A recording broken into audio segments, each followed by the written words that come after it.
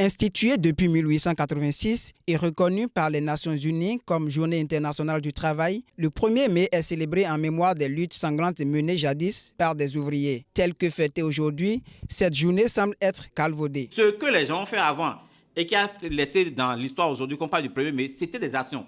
Ce n'est pas de la fête, ce n'est pas des réunions qu'ils ont faites, c'était des actions. On peut décider aujourd'hui de faire les mêmes actions pour dire, c'est en se rappelant de ce qui a été fait hier, en se rappelant de ce qui a été fait il y a quelques décennies, qu'on se retrouve au même moment. On ne doit pas oublier que ce qui nous réunit, ce sont les problèmes des travailleurs.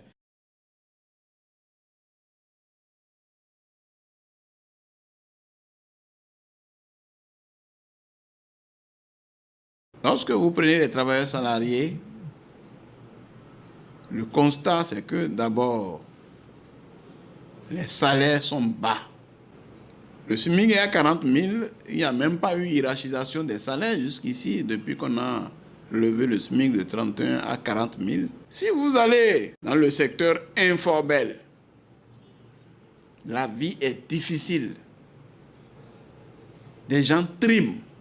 Les taxes et impôts écrasent les pauvres. Et aujourd'hui, avec le vote de nouvelles lois qui suppriment le contrat à durée indéterminée, ça rend le travail, surtout dans le secteur privé, essentiellement précaire. Donc, en gros, des lois sont votées contre les travailleurs. La loi qui supprime le droit de grève, c'est grave.